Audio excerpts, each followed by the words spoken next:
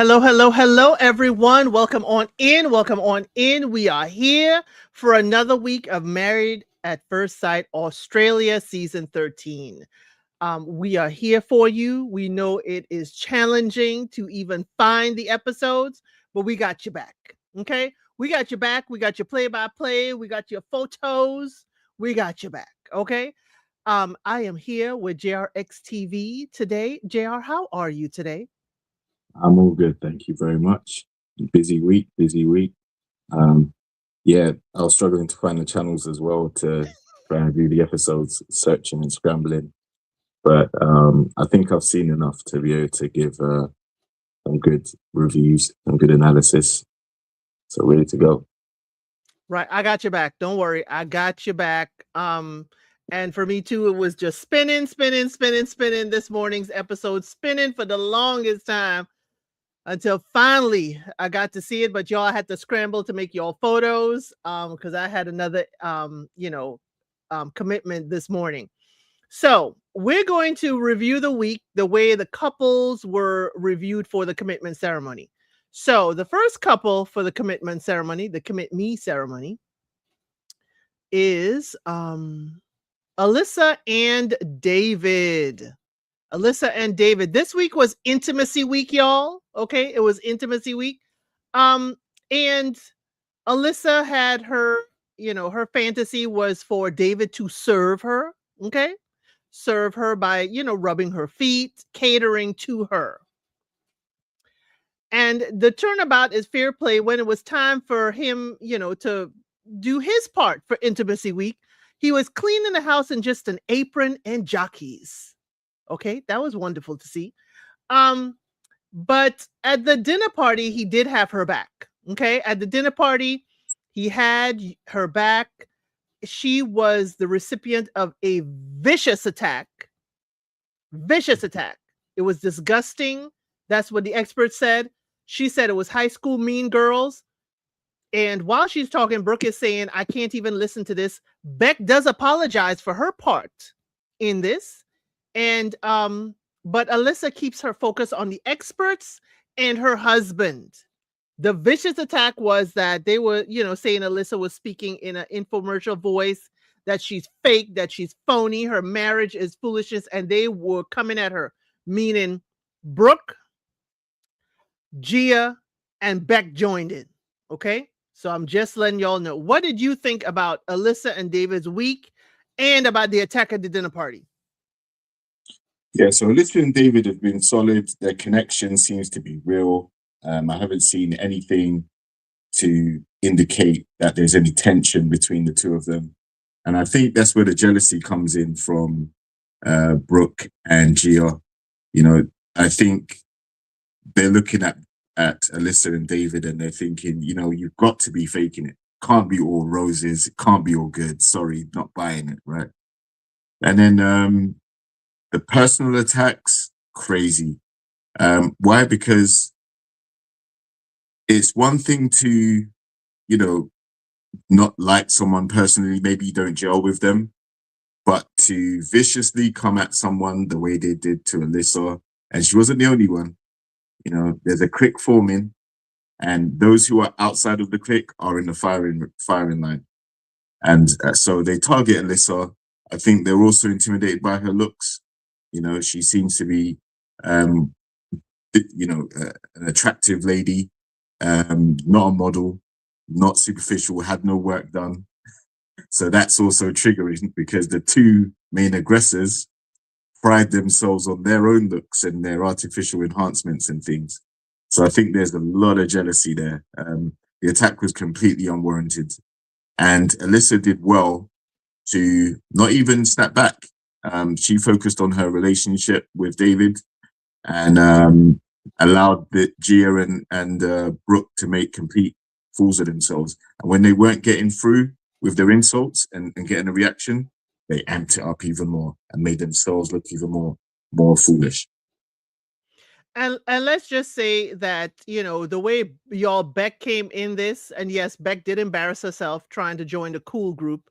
Beck also let us know that she knew Alyssa from the area they both lived, but they didn't move in the same circles. And I wonder if that doesn't make Beck feel extra insecure. So that's why she joined the attack. Yeah, well, Beck was recruited by Gia when Brooke suddenly left, and Gia was left scrambling, feeling like, wait, I've got no partner to back me up in my nastiness, my shade.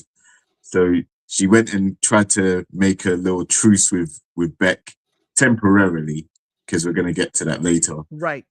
But what Beck did was very silly and very naive.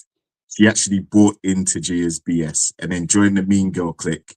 So the person that has been saying, I'm anti-bullying behavior, I don't like when people, especially like Gia, I don't like her type where she's attacking people and all that stuff. And then to find out that she now aligns herself with them, the gestures she was doing, trying to egg them on as well. So yeah, Beck firmly turned on Alyssa, and they may not have been close friends to begin with, but by aligning yourself to Gia and Brooke, you made yourself look a lot worse. Yeah, I was wondering about Beck. I really was wondering why she would join up with Gia of all people. I was wondering, like, Beck, what are you doing? Are you that now secure in your relationship? Now you decide that you are, up against Gia now? Up with Gia against other people? Oh, for me, it was like really disgusting. And I'm not leaving Mel out of this because Mel was quietly sitting next to the mean girls. Don't forget, Mel is a stalker. Mm-hmm. Okay. Yeah. It's Mel, Beck, Gia. And then Mm-hmm. y'all, as we said, what y'all will find out is this week for Intimacy Week, Chris tried to be very, very nice and do a bubble bath for Brooke. Brooke wasn't feeling it. She didn't want anything romantic. She actually left the experiment. He didn't even want to come to the dinner party because he was coming alone. He came late, he sat down, and then she came even later to, drum up this entire nasty situation. Exactly. And obviously we're going to cover them shortly, but yes, she didn't come back for Chris. Brooke only came back to go off on Alyssa and yes. Stella. She came back to finish business. Exactly. She actually reminded me a lot of Married at First Sight UK, Julia Ruthless, making the big grand entrance at the dinner party to stir the pot and throw shade. Go ahead. I'm gonna also throw Rebecca in the mean girl clique as well, because she was co-signing the mean girl behavior. Yeah, she wasn't. We didn't see as much, but yeah, she was co-signing. Yep, giggling, laughing at all the insults they were throwing. So, but yeah, so with Alyssa and David, no bumps in the road. They're securing their relationship. I did like the way David defended her when it started to get really out of hand. But really, producers should have stepped in. Alyssa hasn't caused any offense to anyone. She's just trying to get on with her relationship. So I think production and maybe some of the security, if they have them, you've got to control that situation, because these ladies were clearly angry, they were clearly hating, and they were possibly intoxicated too. Right. So to let them go off like that is crazy work. And as y'all, it wasn't working too well for me, but I do have their stays from last week. I have this photo is from them on the couch this week. I was able to capture that, and the stays were not what they actually wrote, but it's exactly what they said. Stay. So they both decided to stay, Alyssa and David, and they will continue in the process. But Alyssa said, I don't even want to be around these vipers. Okay. I don't even want to be in the same room with them. So it'll be interesting to see how they try and navigate this with these ladies. Okay, so next up, let me remove them. I have all these media assets I got to go between. Next up is Mel and Luke. Okay, this week they want us to believe. Okay, they want us to believe that Mel and Luke are on the great path. For Intimacy Week, they were told to stare into each other's eyes for about 3 minutes, and then hug for like maybe 5 minutes. and then they went out and played games at like what would be a game place, like a Dave and Buster's for us in the US. I don't know, the game kind of, video game arcade place for grown-ups. That they did that, and now all is well, and he moving back in. Really? Really? She said he's a blue guy and makes me feel pink now. What were your thoughts on these two this week? Because I couldn't get into it. I'm not buying it. I think Mel is trying to save face from the tongue lashing she got from the experts on the previous week. She didn't think she'll get called out as much as she did. So now she's trying to put in some effort. And the lack of effort was noticeable amongst everybody in the group, as well as the experts. So I think she's just trying to pretend to get her way through it. She picked leave last week, and he picked stay. And this miraculous turnaround, it just seems very performative. But he's buying it. Luke's actually buying it, and he finally thinks she's turned around. But yeah, I just think she's just there for the check and to kind of preserve her image. But is he buying it, or is he just playing along? Same, in my opinion, it's the same thing. Okay. He's like, why? Because if he wasn't buying it, he wouldn't play along. Like, he has already shown numerous times that he's checking out, and at the levels that we saw him at last week, now he's all smiles. Yeah, I think he's buying it. I think he's genuinely giving it a try, thinking that she is too. Yeah. I ain't buying it. They selling it real hard, but I ain't buying it. But they both chose stay this week. Okay, y'all. This was them on the couch, and this was stay. I just took his stay and copied it because I didn't have the photos for this week, how she wrote stay. But yeah, yeah, I'm not buying it. I'm not buying this gentle soul and this pink stuff, especially when she came last week. Really came at Stella like, I don't think you were girl's girl. I didn't think you had my back. And the you see the stalker story too. I don't buy the stalker has got a heart of gold. No. And I think, Luke's probably thinking, I don't want to be stalked. I don't want to be the next one. So yeah, he's trying to be on her nice side and just go with the flow. Thank you, Ari. She is giving off I'm a good person. Exactly. I also think Luke doesn't want to be responsible for the end of the relationship. So he's sticking in there while he feels he's got a chance. And like I said, she seems to be pretending that she's at least giving him a chance, but she's aligned herself with the Mean Girls. So we don't know if she's being genuine or not, because those Mean Girls, they're definitely not genuine. Definitely not genuine at all. Yeah. Okay. Next up, Rebecca and Steve. Y'all, this week for intimacy, y'all know how Steve was. Steve is, I'm too conservative for all this. And she's making all these risque jokes. Well, this week for intimacy week, Rebecca went to the adult store to get herself a costume. She wanted to be the dirty maid. Okay.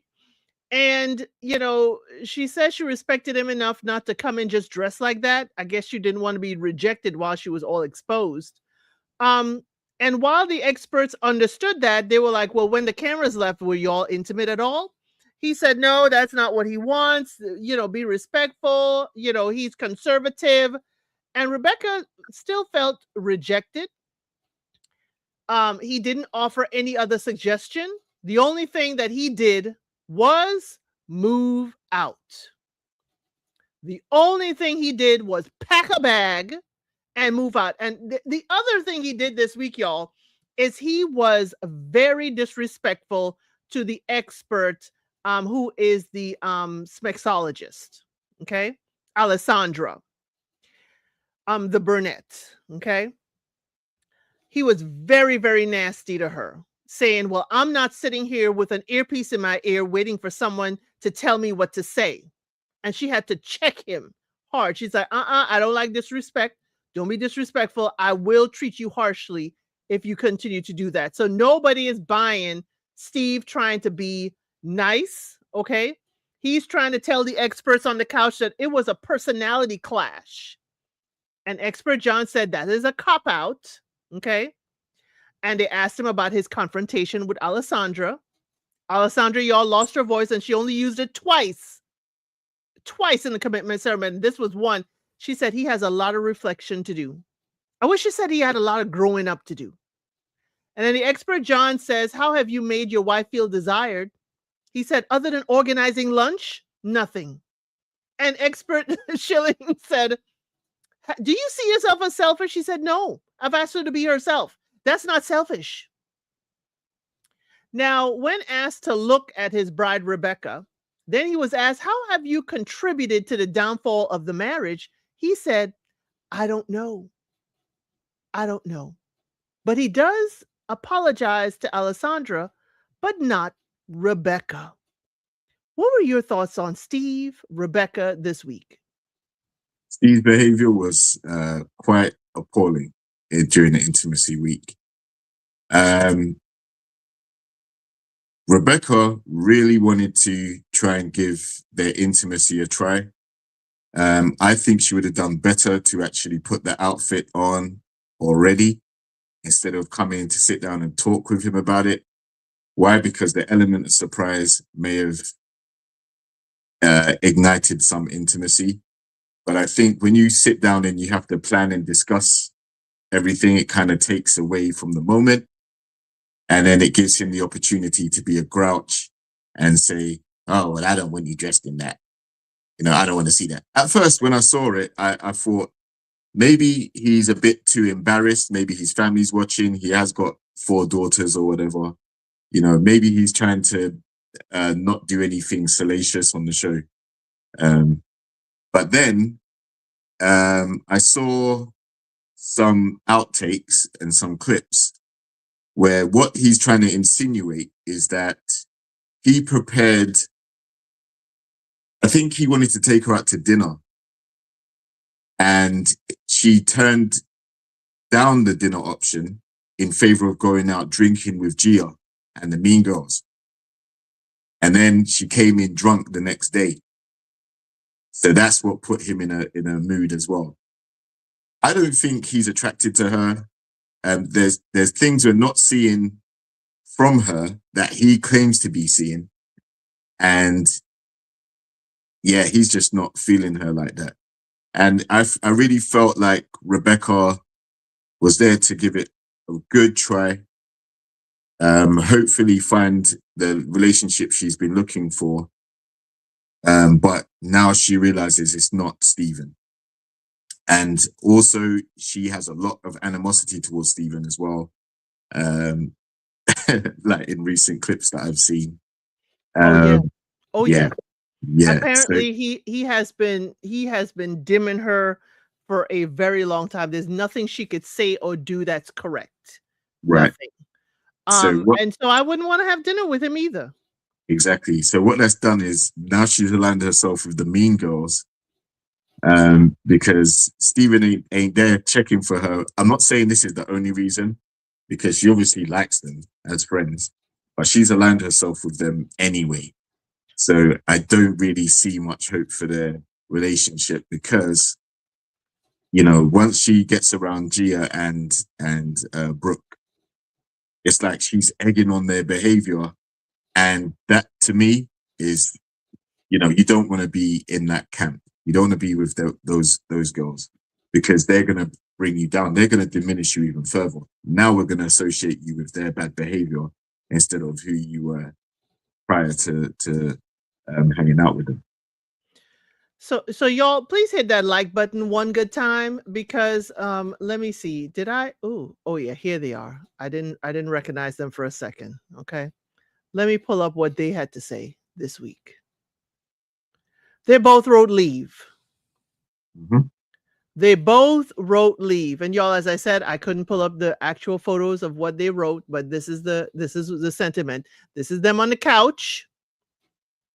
And they both wrote leave. Finally, Finally, she said it's not worth it to even try.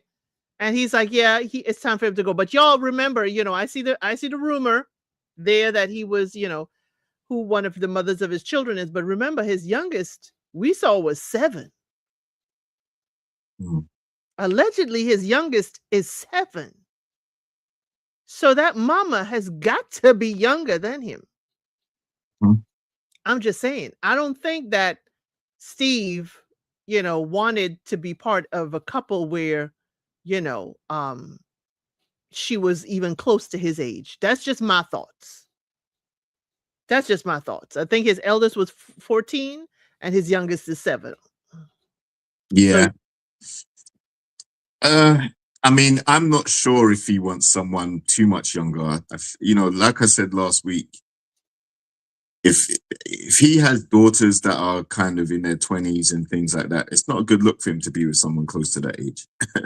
you know, um, I do think Rebecca aesthetically is in very good condition for her Yes, age. She's not bad looking at all.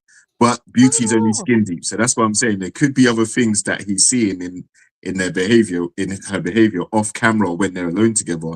And he's just like, yeah, this ain't my person. But it's Um, given I got a woman on the outside I got to stay faithful to. That's what it's giving. It could be, but then, I mean, his whole family were at the wedding to sponsor him getting married. So if they knew about someone externally, I don't know, like, why would they go along with that? They may not know fully. I just think he's just not attracted to her. I think he's old fashioned. I don't think he wanted his intimate business there on TV. Did But they even kiss? that's why the experts said after the cameras leave, you don't have to do this stuff on camera. How are you connecting with your wife?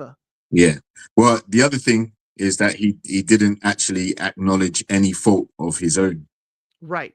And he clearly is the one that's putting the brakes on very early. If he was more free flowing and, allowed the relationship to naturally progress, then intimacy week wouldn't have been a problem. He clearly knows how to be intimate. He's got 4 kids. But it's scary that he can't acknowledge what he has done to contribute to the downfall of the marriage. It's scary that he barely looks at her. When they Yeah. told him, look at your wife, look and see how sad she is, he barely glances at her. So again, why is Stephen here? Golly, I had high hopes for them. So did I. And Rebecca asked the same thing when, during her time when she was feeling particularly upset about their relationship. She was like, she don't know why he's here. She really doesn't. They're not connecting, and it's solely down to him putting walls up when he's supposed to be trying to let them down to allow the relationship to progress. Right. Speaking of not progressing, the next couple. Segue. Julia and Grayson, y'all, this week. Julia and Grayson this week. Remember I showed y'all that Rebecca and Steve decided to say leave. But Grayson got to find out what Julia thought was intimacy week, and her intimacy week was asking about football, friends, what is the biggest accomplishment you had on the field, basically interview style questions. And Grayson was like, what is this?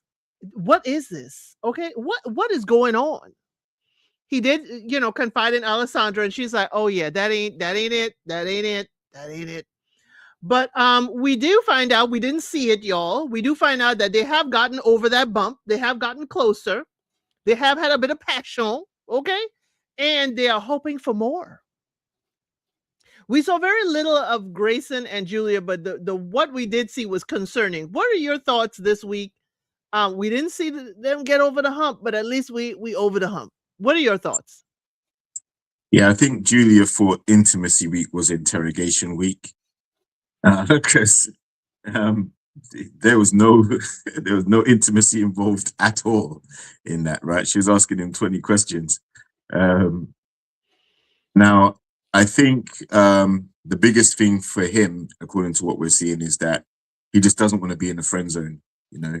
So for them to progress at a slower pace, he's fine with it progressing at a slower pace as long as there's progression, right? And that's probably based on the fact that she did reveal that she likes men and women. So he's trying to tread carefully and make sure she's really into him, you know. But Julia, I think she overthinks, overanalyzes, and you know, she tries to go too deep to the point where she just loses him, but she's losing the audience, I feel, as well. Like, you And know, she loses the point. losing the point. Yeah, like she'll just go, she thinks she's going deep. Yeah, the spirituality and the gravity and the totality and yeah, and it's like all mesmerizing words, but you're like, but what are you actually saying? Can you just be succinct for once? Where are So we I think going that's with this? yeah, exactly. Where are we going? Like, so I think she, you know, because of what she does as a coach and lifestyle guru or whatever it is, I think that's the terminology she's used to using with her clients. And then now she's trying to psychoanalyze Grayson to a degree or subject him to the same type of psychiatric questions and tests and stuff that she does for work. Just let it flow. If it's, listen, relationships, when you're with the right person, it's easy. It really is. And I think he's willing to try and have this relationship as unconventional as it is. And she needs to be careful that she doesn't overtalk and push him away. So if she goes with the flow, I think they have a chance. But if Right. she, Mhm. yeah, go ahead. Go on, you go. I didn't have a chance to see, all of their couch session or get their photo, but this is last week, but it's the same decision. They both decided to stay because, she finally decided to, as Munira said, she kissed him just so she isn't scolded on the couch for the commitment ceremony. I share that thought. Yeah, I share it too. Listen, because they hadn't kissed, there's a chance that he would have gone to the couch and said, I'm still in the friend zone. We're not progressing. We're not moving anywhere. So that little smooch, that's her way of saying, okay, I'm trying. Hang in there. But the problem is now, as we go into the next week, we're expecting to see progress from that. So is she prepared to go further? Maybe he might get two pecks on the trip. One peck every week. One thing I did like about Grayson this week, and we will get to, and he's a segue to the next couple. He did mention to the next groom that, hey, when you don't kiss your wife or you don't have any kind of intimate, touch or whatever, it is a source of rejection. And Grayson was able to articulate to that groom, this is what your fare is translating as to your bride. It is rejection. You don't want to be with her. You don't want to be around her. And they could figure that you got the ick or something.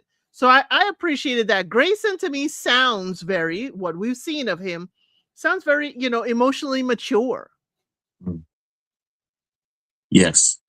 And that's why I think this actually was a good pairing on paper, but in practice, they've got teething problems, which is normal as well. You don't always hit it off straight away. But as I said, now in terms of progression, because that's what we're looking at every week, we're trying to see these couples solidify or get closer and closer in their relationship. And now the onus is on Julia to try and let the guard down and, like I said, just not over talk the situation and kind of just go with the flow. If she's attracted to him, then it will go a lot smoother.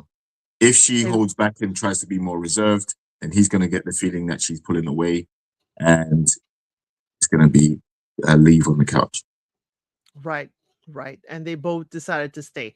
And as I say, they're going to segue into the groom he spoke to was Stephen and Rachel this week. Rachel wanted a kiss, y'all. She said, just lay one on me. Please. Can you please kiss me? But the way she did it was cute. She blindfolded herself so he didn't have to look at her stare. And she wrote on, big parchment papers, hey, I want you to kiss me. I want you to kiss me like you mean it. I want you to kiss me like I can feel something from it. And Stephen refused. I can kiss you. I'm not sure you're going to feel anything. And what does Rachel do? She's like, oh, you ain't going to kiss me?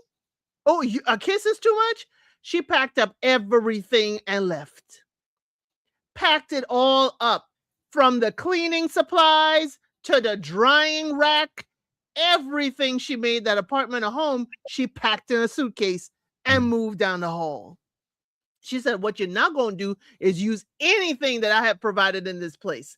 But apparently, when Stephen did listen to Grayson, when they had their session with Alessandra, he went and got her long stem roses because those are her favorite flowers. He went and he apologized and he laid one on her. I don't think he was enjoying that kiss. And halfway through the kiss, I saw that he stopped adding to the kiss. He just let it happen. What are your thoughts on these two this week? So I'm going to start with Rachel. I think it was a very good idea that she came up with. Waited until he came home, opened the door, saw her blindfolded and holding placards. Now, I think Stephen, if he was feeling her, then this would have been a no-brainer. He would have been straight there to kiss. And there's so many directions you could take that challenge in if you're really into her. So I think he dropped the ball. I think he was nervous. I think he was, he didn't want to build up. He didn't want to ruin her expectation. Because she's expecting to feel something from the kiss. So he's trying to, no, you may, I'm gonna kiss you, but you might not feel a thing, right? I was like, Stephen, like, dude, do you have that low self-confidence, bro? Because there are probably tons of guys that probably don't know how to kiss to make you feel something, but they're still going to just go in there and try, and they're going to have the ego of saying, well, I can do it. Yeah, well, it's easy. Now, as soon as I kiss this girl, she's going to melt. You kind of have this bravado about you sometimes as a guy, right? And this guy's got none. So I was just like, his self-confidence must be through the floor. Even with an open invitation, an open goal, he didn't even want to come and take the shot. And she's blindfolded. She's not even going to look at you judgmental. That's what I'm saying. There's so many dimensions you could take that. Because if she does start feeling something from that kiss, then, man, it could be something exciting. But so Stephen at that time reminded me of the 40-year-old virgin. I'm sorry. Oh, yes, he did. Yeah. And I think he didn't even realize how much he was hurting her, rejecting her, and letting her down. Because she wasn't asking for much. She was just asking for a kiss. If things went further, that's something different. But she just wanted a kiss initially, and he couldn't bring himself to do it. So I could understand why she got very dejected. She felt very dejected about that. And it wasn't even spiteful what she did when she said, you know what, I'm going to leave and I'm going to take all the stuff that I put into this place to make it a home. I'm going to take it out. Why? Because that's going to leave him in the home, and he's going to see what he's actually contributed to the relationship. Nothing. Nothing, exactly. So it was a good tactic on her part both times. I think she didn't curse him out. She didn't curse him out. She didn't. No, because I don't think she's that type of person. No. I think, she's someone that wears her heart on her sleeve, but she's not that type of person from what I've seen. She hasn't raised her voice or even when she's been disappointed by him previously, she was emotional, but she wasn't saying derogatory comments or anything like that. Right. And in fact, she's been his biggest cheerleader. She's been giving this guy so much life in her words towards him. And again, it just strikes me that he's so nervous he can't even acknowledge the compliment. Right? Right. It's like he smiles, but he's not used to hearing it. And that's okay if you're not used to hearing it, but man, reward her for complimenting you. Like, you know, if your girl's speaking life into you, that's one of the best feelings in the world as a guy.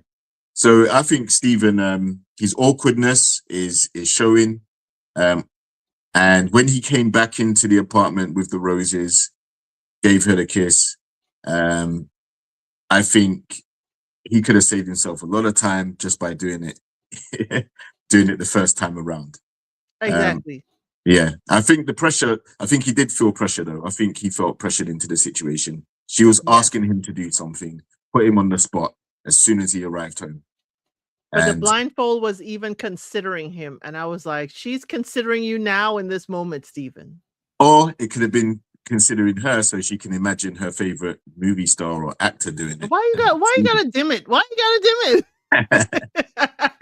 I want to look at this guy. Looking at Chris Hemsworth or someone like that, you know.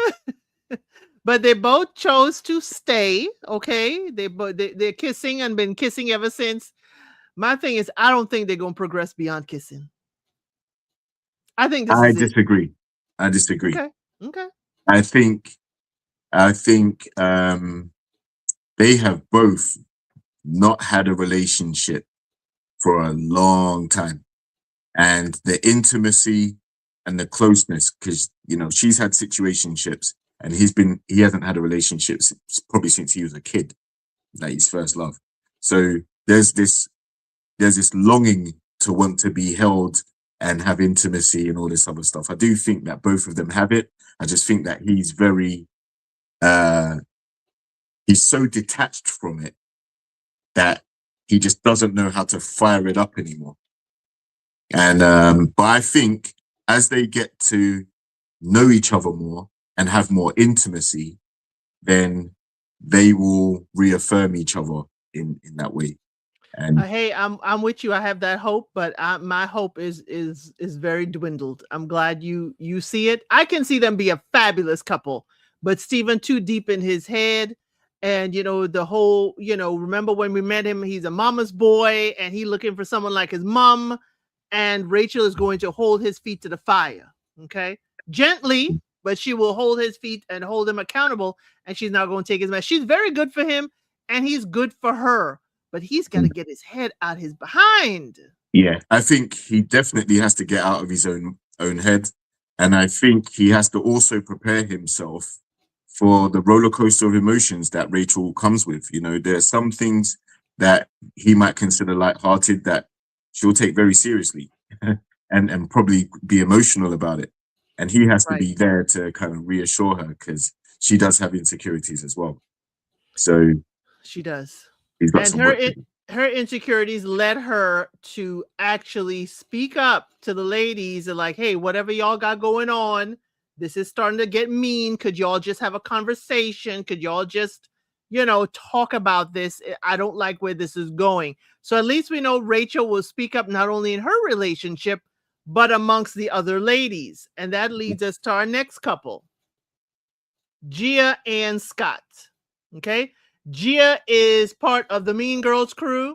Okay. Hate to go to Africa. Gia is part of the Mean Girls crew and was riling those folks up until Brooke came in and took the helm.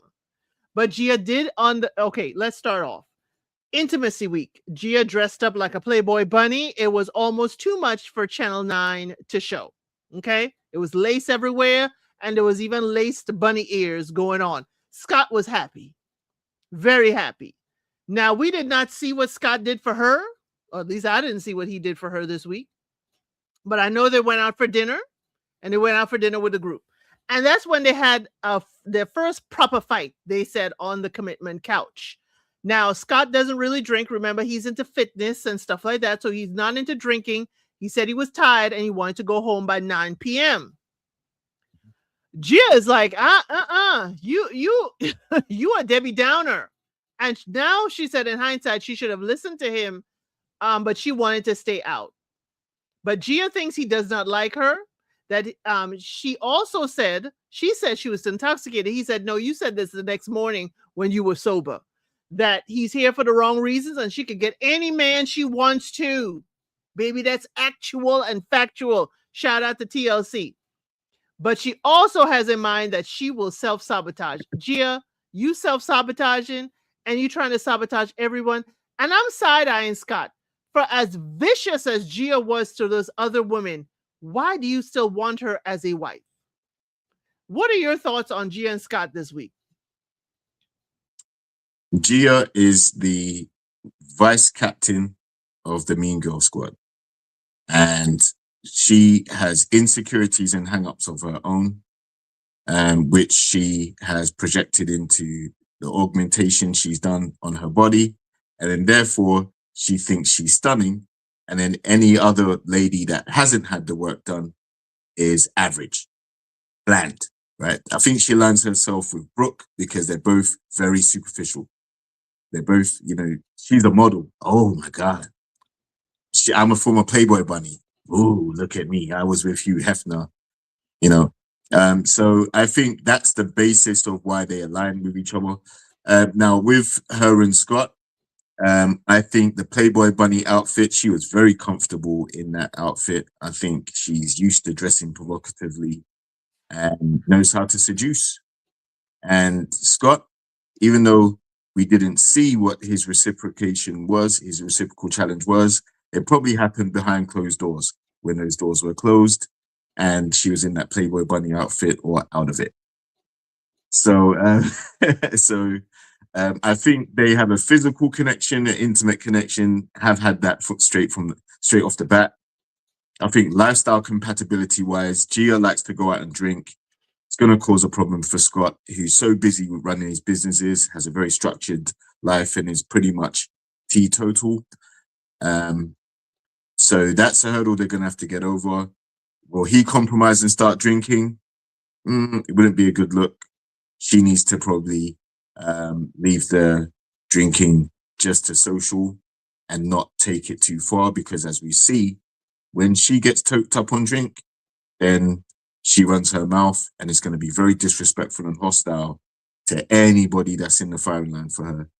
So Scott needs to be mindful that he might be putting out a lot of fires while he's staying with her, you know, or he might have to get into a couple of fights if it gets to that. Please forbid. But that's my thing. It's like Scott really didn't have much to say, you know, even to like, you know, tell her like, you know, ease up a bit. He did not, you know, encourage her to kind of scale back on going after Alyssa, on going after the others. And I was like, that is to me also part of the whole marriage. It's like Scott had nothing to say about her behavior. He had nothing to say that, you know what, she was mean to me too. And I really don't like how when you're mean to people. He had nothing to say. And that's where I kind of side-eye Scott. But definitely Gia, I'm not a fan. You know, she's put out apologies since then, but you know, but I just cannot stand, and I will tell this for anybody who is doing reality TV. I cannot stand we do this, and then you have to say, but this is not who I am. We clearly see plain as day, this is how you were. This is how you acted. This is not who I am. That is, you could say this is not who I am today. You could say this is who I don't want to become again, but don't say this is not who I am. Oh, I was too through.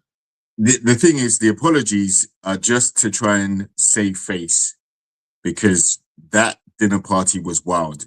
It's been one of the wildest things to hit Australian TV and probably reality TV space, right? We've never seen such hostility, so much venom being spewed, so much profanity, and unwarranted as well.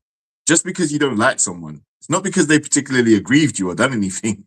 It's because you just don't like them, because they're not, because she calls them basic bees. Yes. You're basic and I'm up here with Brooke, you know. But I'll tell you what I didn't like from Scott. Didn't like the fact that when Gia started making rumors about who was it? Joe? Danny. Yes, Danny. About Danny saying that, oh yeah, that's the type of girl I like, or that's my type. Scott said, why would she make it up, mate? Dude, are you not paying attention? She makes up a lot of stuff, bro. And she is bad. Like, why would you believe Gia straight away? Like, why would Danny, who's with the most insecure bride on the show, say that he likes the bride that has been giving his bride the most heat from the start till this point? So yeah, I think Scott's a little bit naive. I think he's got the rose tinted glasses on with Gia, and like I said, if he doesn't wake up pretty fast, then he's gonna end up in situations that she's causing, and he has to mitigate or put out. Right, he does. Yes, Scott, you in for a wild ride. And that leads us to our next couple. Okay. They did us a solid with how they did the transitions. Beck and Danny. Y'all, this week, Beck and Danny started off really great. Okay. We start off really great. For her intimacy week, she had them blindfolded and they would paint words about the relationship all over their bodies. Okay. Like whatever, positive, caring, those kinds of words. And I'm like, girl, he already tatted everywhere. Okay. He is tattooed everywhere. But it was great because Danny said he felt a connection since, his vision was taken away and she was able to finger paint on him. And he understood where and how she felt. Next up, he was able to do that to her. We didn't see what Danny did that week for intimacy week for his part to show her affection. We did not get to see that. But at the dinner party, when Brooke came, remember, Gia had just gotten Beck on her side to roast Alyssa. When Brooke came and Danny was one of the men that trying to tell Brooke, hey, it's getting out of hand. Could you stop? Because apparently, y'all, this roasting was for hours. Brooke was roasting and vicious to Alyssa and Stella for hours. Danny said, you need to pipe down. It's going overboard. Pipe down, Brooke. And Brooke is like, don't make me end you, Danny. And what she did say is what she heard from Gia. Gia told her, though, not to say it. But Brooke decided to say it. Yeah, they told Beck that Danny said that Gia is his type outside of the experiment. Brooke told that to Beck. Beck was sitting across the table from Danny. He saw the poison being told to his wife, and he was asking, are you okay? And Beck comes around the table. She does say she's not okay. She tells him what was said. He said, why would you even believe them? They're not credible. Okay. And when they came to attack Danny, I was happy to see Beck stand up. And that's where you'll see that on social media. Don't come for my husband. Don't come at my husband, is what Beck said. Mm-hmm. But Danny was hoping Beck didn't believe it, but she was believing it. What did you think about them, their week, and that dinner party? So yeah, in terms of their relationship, the intimacy week was going well for them. Don't know why they chose the body painting task, because he's already covered, like you said, from head to toe. So how are you going to even read what you wrote? Like, he's got so much tattoos. So, but their week went well. But what happened is, in my opinion, is Gia felt lonely when she heard Brooke left the experiment. She said, okay, well, I've been going back and forth with Beck. Beck seems to have a mouth on her. Let me align myself with her. She could be my mouthpiece. But, when I get tired of causing drama, I'm going to let Beck do it. Right? So she can take Brooke's place. Beck, with her naive self, said, oh, I'm in the cool club now. So now me and my bully can turn on everybody else. So by aligning myself with Gia, I'm out of the firing line now. Right? I'm not taking any heat. Then at the dinner party, she was going off on Alyssa, co-signing all the insults. As soon as the attention turned to Danny, and she started saying, "Don't come for my husband." So what? It's okay to go for everybody else. You're helping them insult everybody else. But no, but on the other hand, I would prefer that she defended Danny than she completely believed the BS that Gia and Brooke were trying to contrive. Listen, she needs to take anything that Gia says to her with a pinch of salt.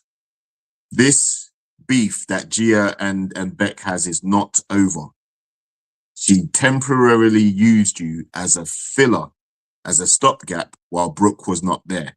As soon as Brooke came back, then Brooke takes center stage and Gia is there to hype her up. And Very then, well said. Very exactly, well said. and Beck is just an afterthought after that. Well, for the commitment ceremony, Beck has been crying all night and she continues to cry. Okay. She did start off with Alyssa's thing. As I told y'all, she did apologize to Alyssa. Danny is frustrated with her. He is frustrated because Beck is believing what Gia is saying. And everyone is amazed that he is trying to make Beck out to be the bad guy. And for that, I was like, wait a minute. Oh, y'all ain't seen the honeymoon. Y'all don't know what Beck has already put Danny through. And I said, I need production to let the experts know this is Beck again, like the honeymoon, her mind running away from her. But she thinks Beck thinks that Danny's just trying to cover his behind. He denies it. Scott is like, hey, my wife won't make things up, as you said. She been making things up. Gia suggests a lie detector. And Beck says she won't be able to get past this if this is true. But says for right now, she's not going to believe it. But they have a lot of work to do. But they did both of them. They both were able to write stay. I'm trying to find their photo. There we go. They both wrote stay. Look at her face. She doesn't look too excited. She the one looking out the window like she ain't even looking at the window. It looked like she barely looking out of her eyelids. And he has got his eyes closed too. So listen, I think they have a rocky road ahead as well. Her insecurities have only temporarily gone away because she's had the fiery dinner party as a distraction. But, you know, her insecurities are still there. And what G has done is sow seeds of doubt into their relationship. And Beck, as insecure as she is, she's going to struggle to believe Danny, even though she knows that Gia is a mean girl and is capable of making up stuff. Right. You're right. You're right. I just wish that they would have addressed what Beck spiraling during the honeymoon. I think that would be something that the experts should have talked to her about instead of just coming down on Danny and automatically believing Gia. Why are we automatically believing mean girl number 2? Who doesn't believe anyone who has a good marriage and will attack anyone who's even having a good marriage? Why are we believing Gia? And then the co-signer who said they heard it, they were amongst a whole bunch of other people, but convenient, Brooke is the only one that heard it. Hello? Are we okay? Are we okay? Yeah, it just doesn't make sense why Danny would go to Gia and say, hey, or even Brooke and say, hey, yeah, Gia's really my type outside of the show. That would be the biggest bonehead move ever. He's not close to none of them. You know, he's not close to any of those 2 ladies. Why would he just... And even if they were on a night out at a bar, there are other people that he would be mingling with. He wouldn't be talking to other people's wives without the husbands being there. That doesn't look like something he would do. You know, he looks like the type of person that doesn't want drama. He doesn't want to be caught up in additional stuff. He's got enough to deal with Beck's insecurities as it is. So he doesn't need added problems. He definitely does not need those added problems. But as we said, they both say stay. They are here for another week. Next up, one of the couples that they were attacking steadily was Philip and Stella. This week, we didn't really see much about their intimacy weekend challenge. We didn't see much about them this week. I don't remember seeing what Stella was doing for him. I know she did something. But we didn't see much of Stella. Oh, yes. She was sitting in lingerie on the couch, and he was painting her, and she had him basically paint her in his undergarments. Okay. So they had a very, cool moment. They are continuing to be intimate. They're going stride on stride, but Stella was being attacked. And while Stella was being attacked, and when I tell y'all it was vicious, please go on Instagram and other locations where you could see Married at First Sight Australia and see it was vicious. They were coming at Stella.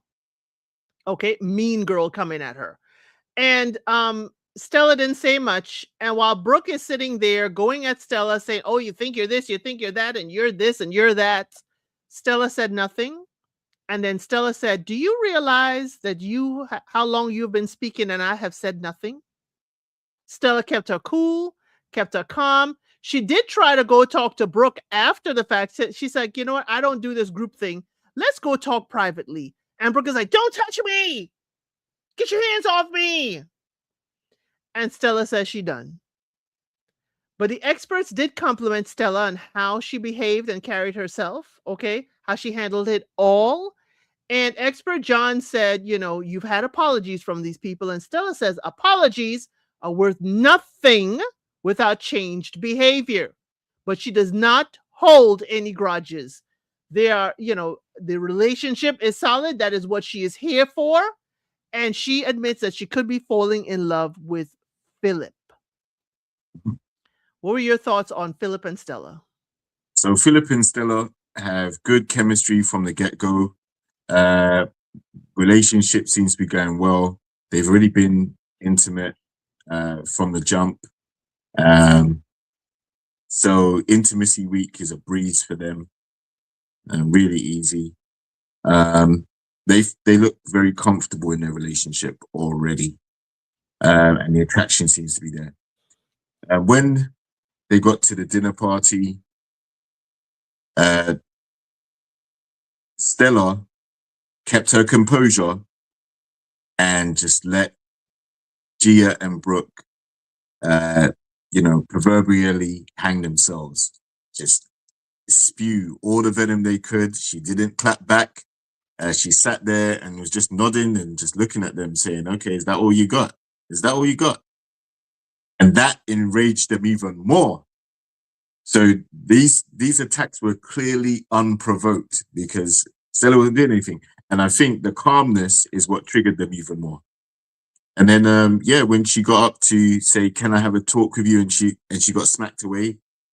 Even then, okay, you don't want to talk to me one-to-one. You want to make a public spectacle of yourself in front of everybody and all the cameras.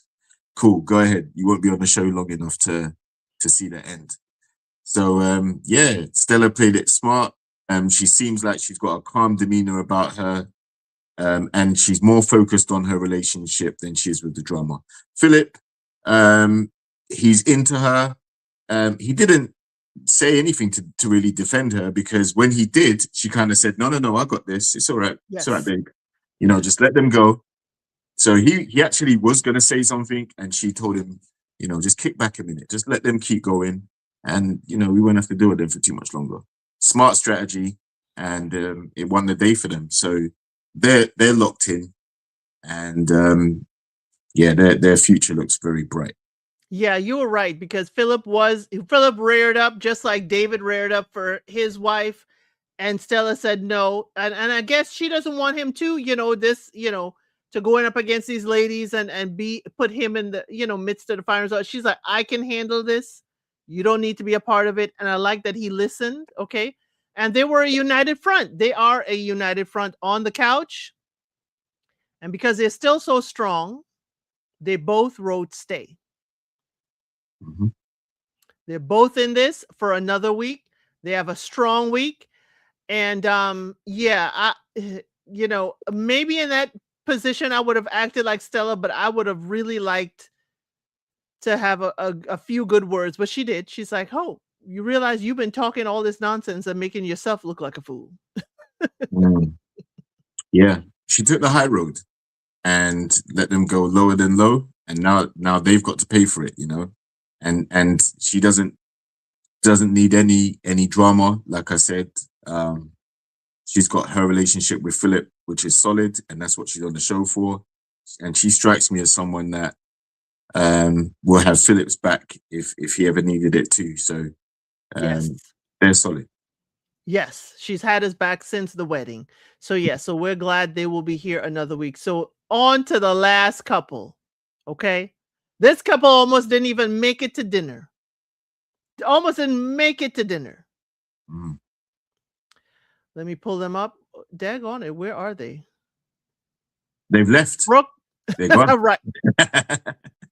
Brooke and Chris. Now, I don't even remember what Brooke did for Chris for Intimacy Week.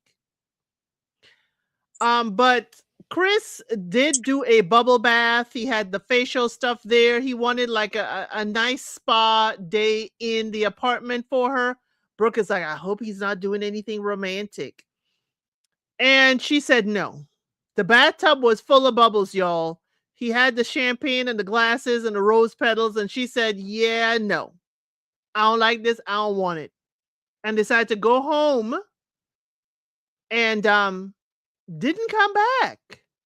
He was told to go into the dinner party. He covered the cameras on the way to the dinner party in the car. First time I've ever seen that on Mafs. And he didn't want to walk in. He did not want to go in there and have people questioning him and asking, where's Brooke? But while everybody was at the dinner table, he finally comes in and everybody's like, oh my gosh, Chris. And he got a warm welcome. Almost at the end of dinner, Brooke comes in. And that's when she lined everybody up and was like, da da da da da da da da. She kept going on and on, holding even a spoon so that it's her microphone for her to just spew venom and viciousness at people. Now, on the couch, Brooke says she's extremely sorry for her actions, but she's not acting like it. She said, no one is perfect and neither am I.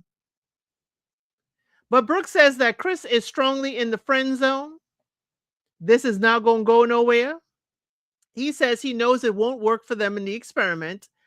And Brooke says there's some things that Chris has done that she just can't move past. His video talking about the tanned, the overweight people and stuff like that. And she came back to the dinner party because she felt guilty for just leaving him. Lies, okay? But the expert says they don't buy it because she paid Chris zero attention. If you felt guilty for leaving him, zero attention, you would not have been paying him zero attention. So Mel says that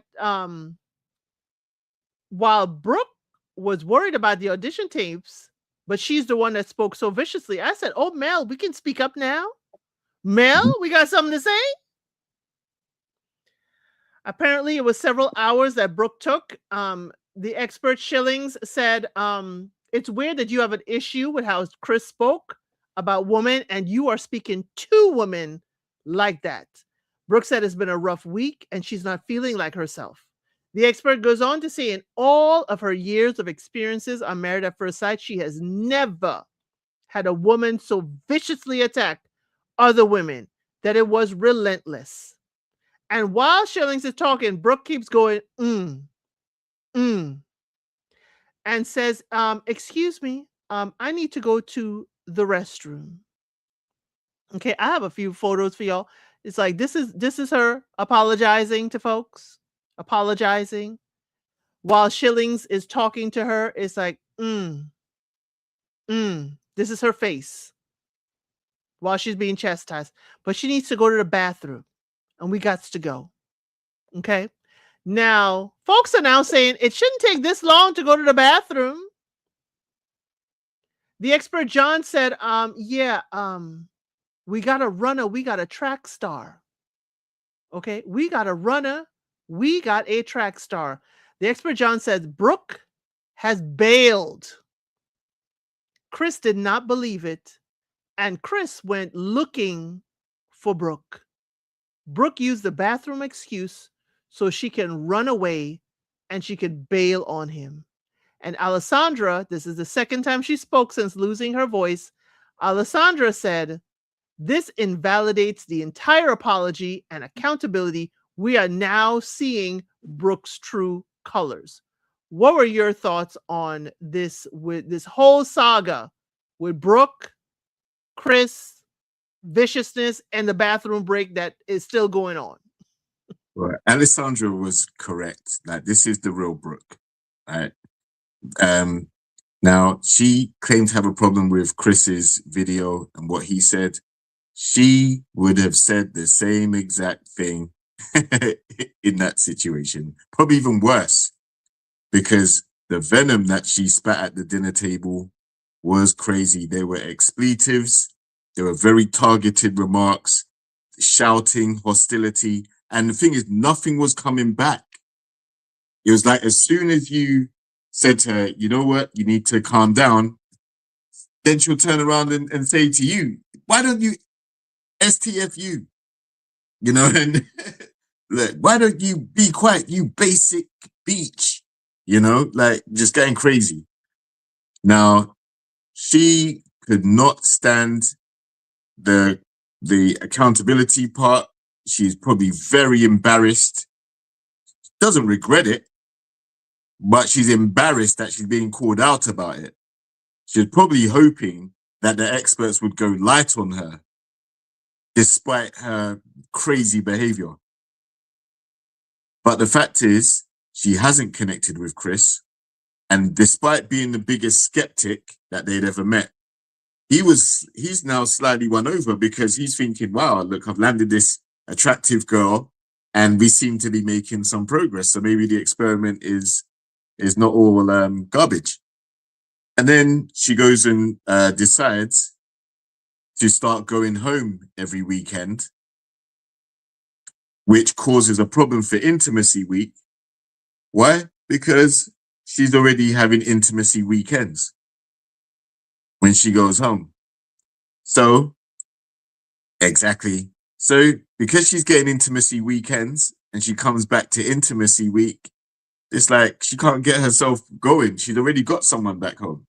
And we're going to discuss who it is, or should I just spill it right now? Just spill it. Okay, here we go. So she's been going home to her ex-boyfriend, who she was apparently with up until very recently coming on the show. So maybe they broke up 2 weeks before she came on. And then she came on the show. I don't even think they did break up. I think they had a deal where she was going to go further her career, being a model, trying to get some TV work, things like that. But then she ruined it by going ballistic at the dinner party and all the hate. So now she's on the couch being held to account. And there's no connection with Chris. And she's kind of using the lack of connection with Chris to justify how she's been behaving. It's not that. Brooke, you're a mean girl. You came out your shell. The mask fell off. Everybody saw who you were. You were unprovoked. There was no editing involved. You were going off on people. We got the condensed version, so it must have been a hell of a lot worse. And also, they can't air all the expletives and things on the TV. So you probably went completely bananas. You didn't show any regard for Chris while you went away for the weekend. You didn't show any regard for Chris when you came back to the dinner party, because you certainly didn't come back for him. You came back for Gia. You came back to sit down there and cause more problems with Gia and start beefing with people. And she gets a kick from it. That's why she came back. It actually inflames her ego to put other people down who she sees as basic, right? So on the couch, She couldn't stand being chastised for what she had done. And I was quite surprised that she literally made up an excuse, got up, left, took the microphones off, and left the building. That is a coward. Like, she's a coward. She didn't even say goodbye to Chris. She didn't even sit down there and take the heat for what she had done. And I think the apologies to Stella and Alyssa are completely superficial. The public apology on social media, completely to try and resurrect some sense of, you know, hopefully I've got some fans out there. And then the final thing is now she's doing a magazine article about her new pregnancy with her ex. So to me, she's a glamour puss. She wants the lights, cameras, and the action, but her behavior is reprehensible, and she should get none. She should get no rewards for how she behaved. Absolute trash behavior. Absolute. And the people in Australia are like coming at her. I mean, y'all think that we, you know, are very enthused about people on social media. People are approaching her in the street. I do not approve of that. Okay. Whatever you got to say about Brooke, say it with your Twitter fingers. Okay. Whatever you got to say about Brooke, say it with your Twitter fingers on your Instagram. You know, put it in the comment section here. But do not approach these folks. You know, she's also in a delicate position. But the people are hot. They are burning mad at Brooke. I don't know how she comes back from this other than she better continue to be a supervillain because people don't want to hear anything else from her. Even her baby photo shoot on the because she has like a People magazine cover and it's her belly protruding, so she got to be pregnant for at least a good bit. Okay, this ain't been filmed that long ago. Married at First Sight Australia don't be a year ago that they filmed. This was this past summer. So he's standing behind her with his hand on the belly, okay? And there's a belly to be shown. So all of this, Brooke, they're saying that she wasn't going on the weekends for any photo shoot. She was going to actually get herself with child. And this is wild. And he even put out the ex or current boyfriend, baby's father, fiance.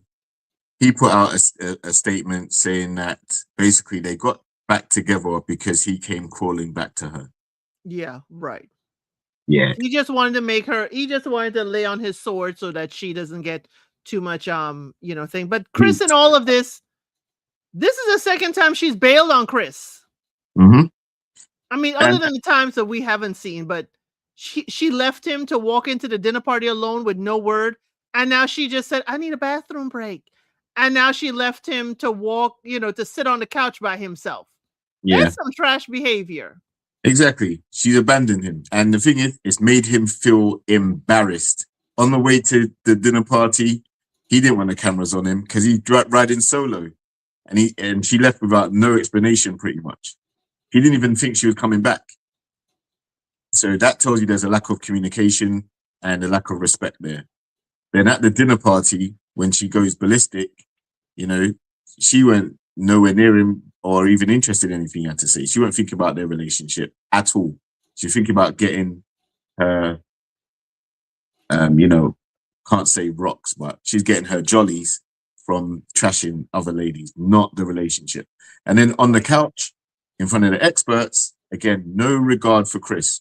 She's painting like even if there is no attraction, the reason why is because you're just not into him. You never was. Yeah, and then you're getting maintenance from outside. That's really what it is. So I think where Chris was optimistic because his skepticism has been changed, but now he's been proven right. Now he has a case to say, well, listen, I was skeptical coming in, but look who you paired me with. She looked good at first, but then she went nuts, and now she's ruined my chance on the experiment on the show. She completely ruined it. So I was justified in being skeptical. You guys can't find a good match, you know, and I'm proof of it now. But that's not how he's going with his interviews. He's going that he can see how they were matched, why they were matched. but that, she just blindsided him several times. He's not going on the attack of her. He's Nope. just saying how disappointed he is in her, not the But whole experiment. he is also pointing out that her stories just don't match. So Right. what he's saying is, when she told me X, it was really Y and Z that was taking place.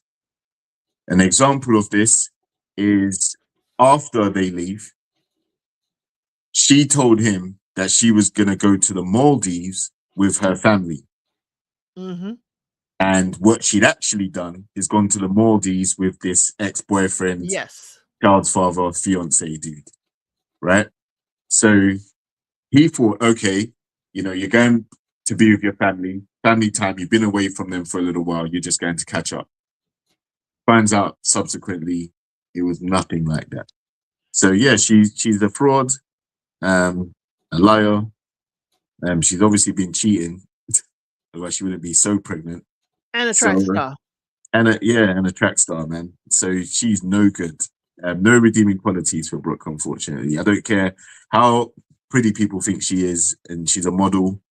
Nah, man. I think it's going to be very hard for her to get the type of work she's looking for after this performance on the show. Maybe when she has the baby and she has some maternity leave and eventually comes back in a few years' time, she's hoping that people will forget.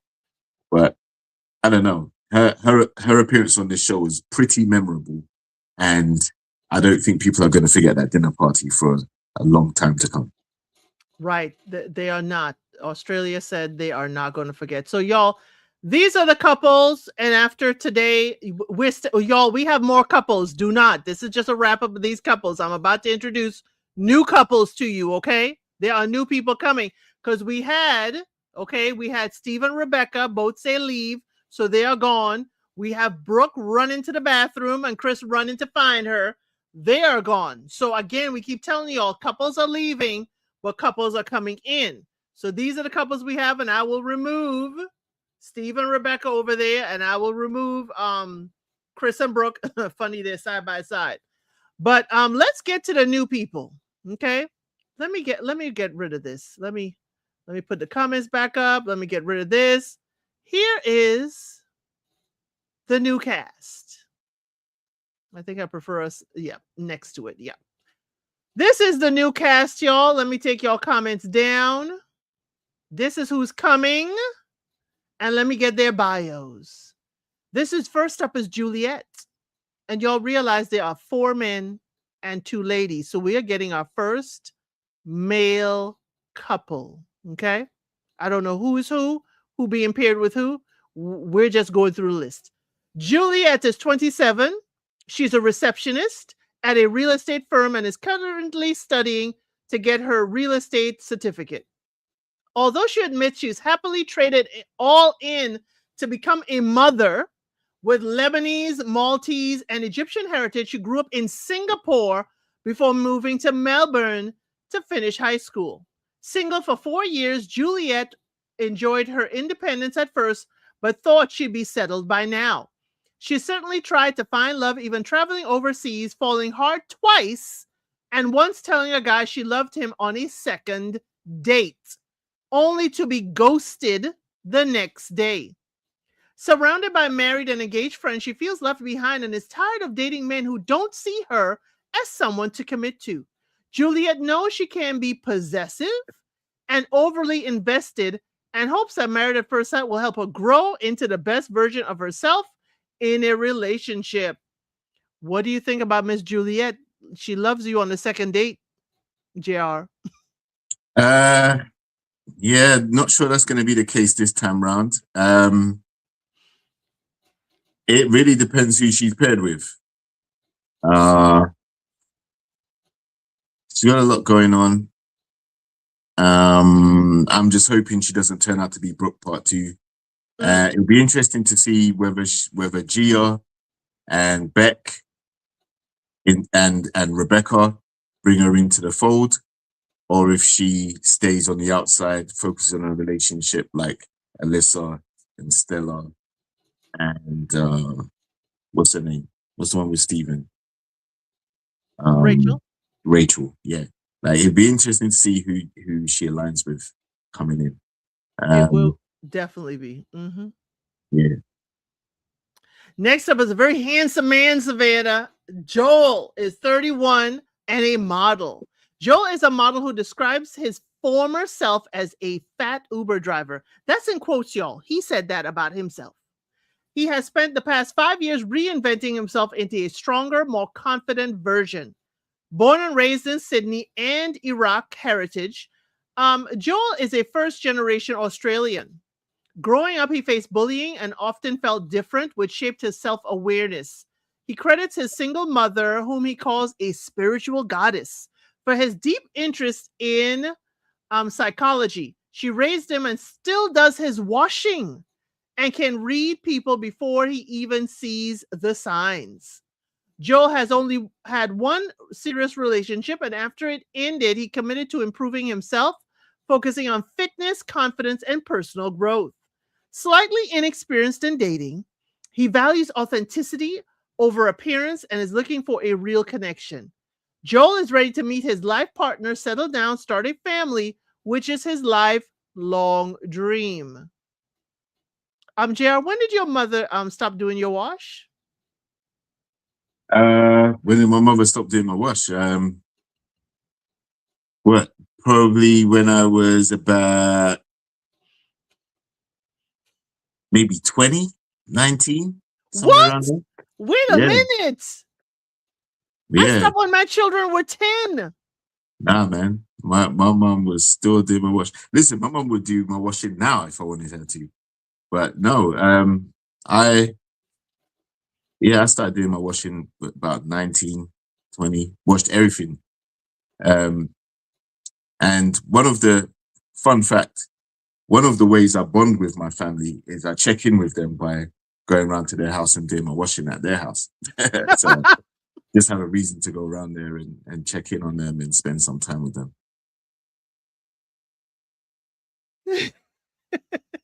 I just had to laugh at that.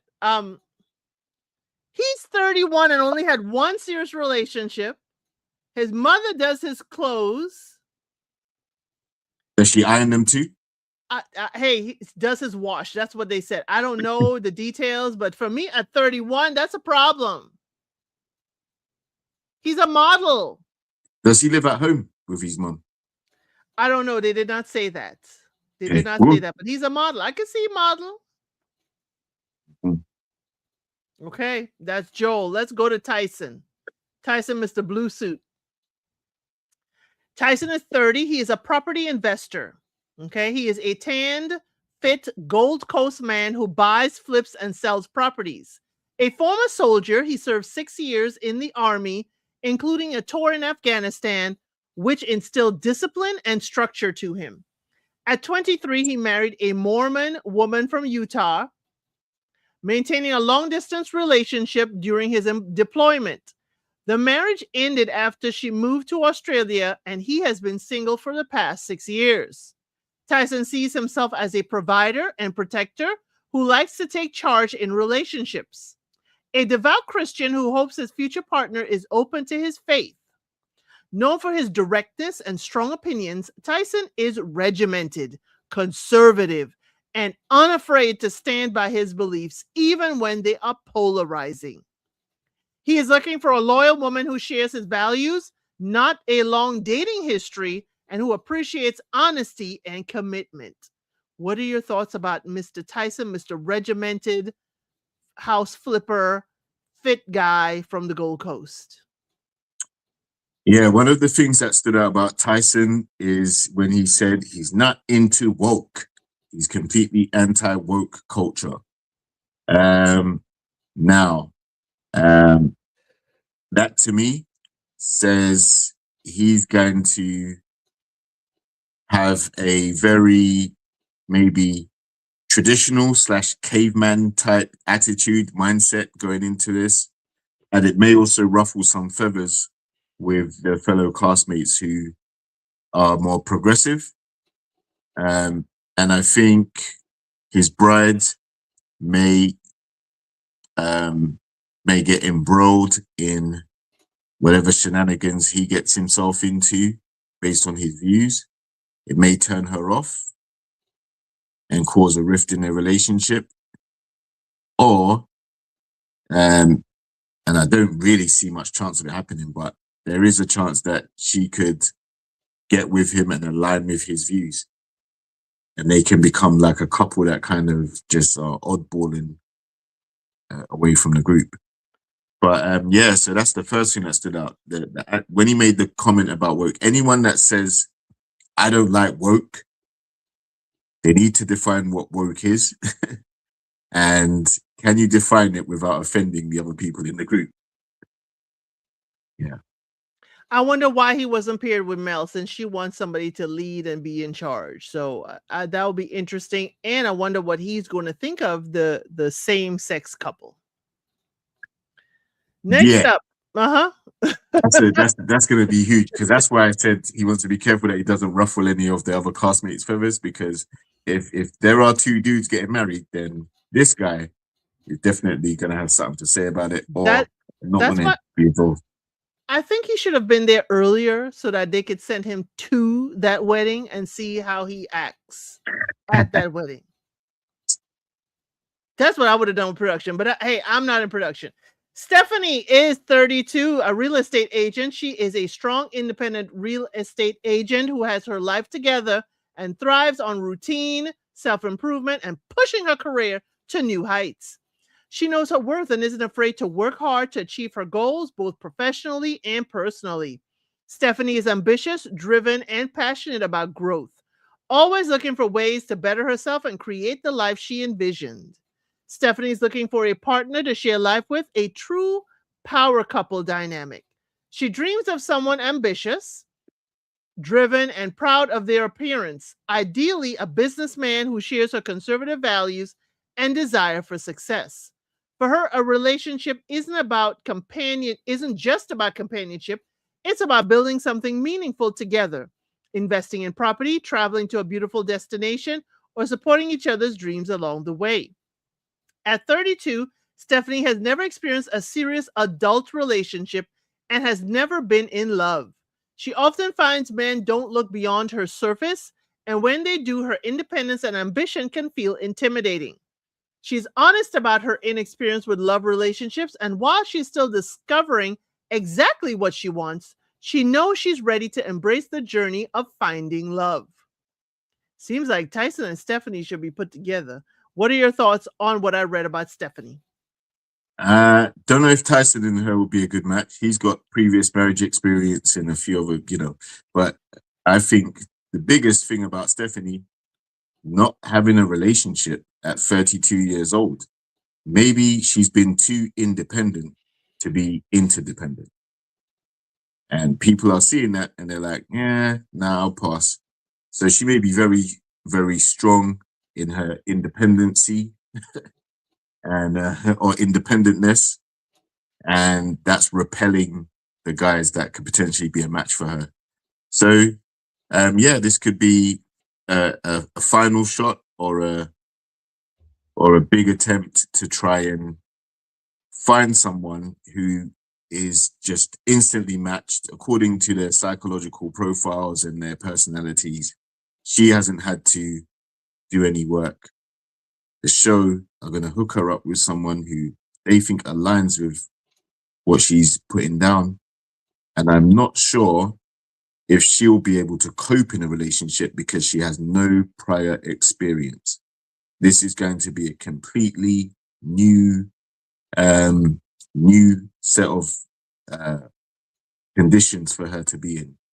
Not just the fact that she's on TV, but the fact that this is going to be her first proper relationship and it's on TV. So it's going to be interesting to see how she navigates and if she even finds the groom attractive, because that's the other thing. You're not always going to find the person attractive the first time you see them. So we'd have to see how she copes. Right. Next up is Sam, 34, a fitness studio owner. Sam is a tall, dark, and handsome gym owner with a genuine boy next door charm. After spending time in the US, he was inspired by its dynamic fitness culture and brought that energy home to Adelaide, where he built a successful cycle spin studio. Sam has had two meaningful relationships, both shaped by distance, one ending when he returned from the US and the other when his partner relocated for work. He's extremely close to his parents and deeply inspired by their long, loving marriage, which has set the standard for what he wants in a relationship. A natural romantic, Sam is thoughtful and nurturing with his partner.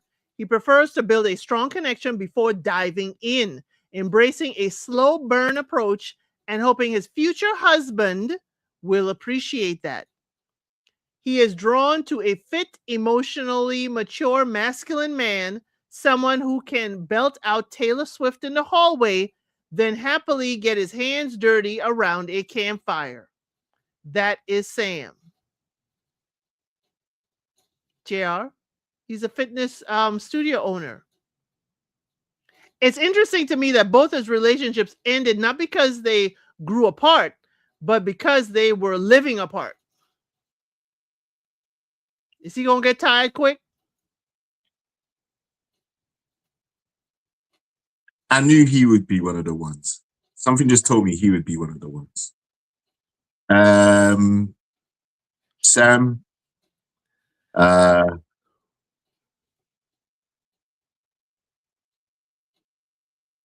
Ah. All right. So if his two previous relationships broke down the same way, then maybe this one has a chance of going that way as well, unless he's corrected whatever it is that caused those relationships to break down on his part. We don't want to hear like Stephen, old man Stephen earlier, where he didn't take accountability for what he was doing in the relationship to cause the downfall of it. So this guy, Sam, hopefully we see if he applies the same dedication to his fitness and his business to his relationship in terms of the dedication and the other stuff that you need. Well, he'll be paired up with the next person next to him, Chris. Chris is 38, a farmer and gym owner. I see a line of gyms in their future. Chris Yep. blends city and country life as a fit Red Fern gym owner and entrepreneurial farm owner who isn't afraid to get his hands dirty. Raised on a Queensland cattle farm by his mom after losing his father, he grew up knowing resilience early. Coming out at 18 in the country wasn't easy, so he packed up and headed for Sydney to build his own life. In love, Chris admits he's attracted the wrong type in the past. Men drawn to his success or men he had to fix, in quotation marks. Kind and generous, but self-confessed neat freak who sometimes avoids tough conversations by escaping to the farm. He knows he's not perfect. After 3 long-term relationships, he knows Mafs leads him. He's hoping that Mafs would lead him to a masculine partner who enjoys dressing up for a night out or just happily getting muddy on the farm. That is Chris. We got problems, Chris. He got major problems. Now he got major problems. All right. I see, I haven't seen the movie and I'm not going to ever watch the movie, but it just Brokeback Mountain just came to mind, right? And but I think Chris and Sam, they could definitely collaborate, on some rainbow gyms in the area. I find it ironic. This guy Chris was raised in Queensland. Yeah, it's just screaming Brokeback right now. So, yeah, we've covered all the couples. I can't. We have. These 3 y'all are going to get married this week. These 3 are going to get married. These 3 couples are going to get married this week. So I will bring back the veil that y'all like so much. But those are the 3 couples that are coming this week. We have new weddings. We have new weddings this week. Oh, we have new weddings this week. So the veil will be back this week for Do 3 we new know couples. what challenge the couples are going to have this week? Last week was intimacy week. Do we know what this week's going to have? I didn't hear what it was. Did you hear? Okay. They don't usually telegraph it. They usually just slip a little envelope under the door, but I haven't seen any previews. But you know what it would be? It would be the invitations to their weddings. Ah, They would send them to their weddings. So it'll be probably Monday a wedding, Monday 2 weddings, Tuesday a wedding, and Wednesday will be another dinner party with these new couples. If so, okay. or they may be on their honeymoons and come next week. Okay. Yeah, I don't know. You know, in the past we've written letters to them, talk about something, you know, in your past, you know, Yeah. but Hmm. you know, we have to get these couples here. So these couples usually tell me that we're at the halfway point. Yeah. This Could is the be. I halfway mean, point. it's week 3, isn't it? Yeah, because we're up to episode 13. Right. But I that's thought there usually was not the four, halfway point. It's I 40 thought there some was, episodes. yeah, 40 episodes. That's what I was thinking. You know, it's UK. UK does it at the halfway point to do the new couples. Yeah, y'all do it at halfway point. They don't. But they had to bring in new couples because, like you said, we lost 2 very early. You know, in the 3rd week, we lost 2 couples. So they needed to. I don't think they needed to actually. I would have been happy just seeing the remaining couples see Yes, it out. correct. Because these new couples are going to be at a disadvantage. All the other couples have known each other 3 weeks longer. These people are getting to know each other for the first time right now, and they're playing catch up in terms of connection, in terms of chemistry. So yeah, it's gonna be interesting. Yeah, it will be interesting. But the thing is that it will be interesting in a sense of um it will bring new fresh air into the group. As you said, depending on whether the person leans mean girlish or leans to being very welcoming and open and friendly, it's going to lead to a whole bunch of other stuff. You know, it could take us into where Mafs is derailed right now, and it could take us into where everybody could kind of like have disagreements, but maybe, you know, turn some heads. Because Mel may look at that conservative guy and say, I don't want Luke no more. You know, the cheating scandal may happen. We don't know. Well, yeah, we don't know. I think the breath of fresh air was Brooke being removed from the show, well, leaving the show. That's a breath of fresh air. It takes away that hostility. Gia could do with going as well, but we know her and Scott are rock solid. And Rebecca, who left because of Steven, she's still very tight with Gia after the show. I've seen her FaceTime Scott and offer extracurricular activities with Rebecca and Gia present with Scott. So that's crazy.